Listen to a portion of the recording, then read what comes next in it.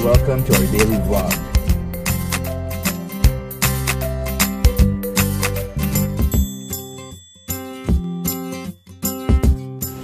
So guys, enjoy watching! Good morning! Kasi nagpapalakas pa siya sa tita niya kasi ilang days na siyang wala. Kaya, hindi siya sumama sa amin kahapon. Pero next week, this week pala, alis ulit kami. Ha? Treat or trick. Tapos, magta-trial makeup, ha? Masaya eh. Di pa ako naka-experience. Pero, sana, makapag-live si Heinz ng Friday. Para makasama siya. Anyway, nasita ko, and naantay ko ma-upload yung vlog ko. And still, meron pa rin akong something sa nose ko. Pero hindi na masakit yung throat ko. Thank God, di na siya masakit. Tapos, mamaya, babangon na kami para kumain.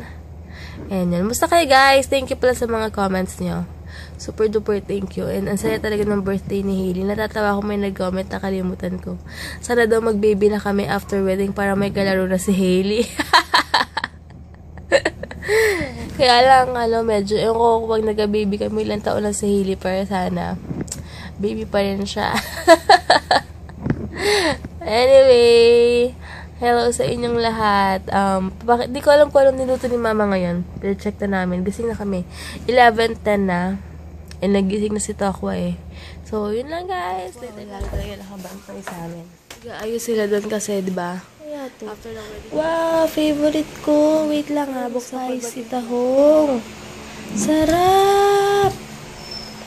Wow! Naku, si Heinz may gusto nito. And tilapia, lahat ang favorite ko niluluto ni mama. Sabi ko hotdog lang ako ngayon kasi naka-crave ko tender juicy. Nilutuan niya pa rin ako nito. Wait nga.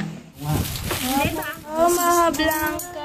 Hello guys, pauwi na kami. Parang uulan. At least hindi ganun kalamig, diba? And, hintay ko lang si Heinz. Kanina sinasalbay niya yung pusa ni mama. May dala siyang cup dun. Binutan niya ata ng water. Scotch na kami.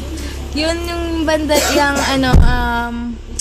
salamin namin, di namin nadaan kahapon sa bahay. Kasi nga madilim, wala dun yung caretaker. So, di nabuksan yung kuryente namin. Grabe, parang dumi talaga siya. Pimple yan. Pinuto ko na yan kahapon. Ha? Sagwa. So, guys, muna ako. Since bumili ng Slurpee. Yan. Bumili siya ng, syempre, yung drink niya. And chips. Gara ng weather ngayon, parang uulan. Pero malamig-lamig, at least much better, diba? And sana magtuloy-tuloy yung gantong weather. Mas masarap kasi, ang sarap ng feeling, sarap lang matulog, diba? Pero kailangan ko palang asikasuhin yung pagpiprint ko ng mga guest ko. And table number nila. Dito na si Heinz. Hey guys! Teka, ito masaya ba yan? Hindi, gay dags. Hey guys, the habit. So this time she got Slurpee again, but this time walang red berry, but it's blueberry. Aapo kasi dito lagi, kaya maapo nito. So blueberry Slurpee, and then as for me, as usual, we have the Works, which we call roller coaster, yeah, potato rings, and Mountain Dew Live Wire edition. There you go. Hey guys, habang nag-drive ako, inom ako ng Gatorade, ng Slurpee. Bigyan ako ng rambutan, 1 kilo. Diyan lang. Maraming salamat, sir. Thank you. Tingin. Yay, ang lalaki pa. Ang sarap. 80 lang. Sa taas kasi papakita niyo yung mga shoes ni Warren. Lahat naka-box. Tignan mo. Tignan mo si Boy. Grabe na pa-organize. Ito yung kasal natin. Di pa Ay, ganda. Castle ay loafers. Ito yun.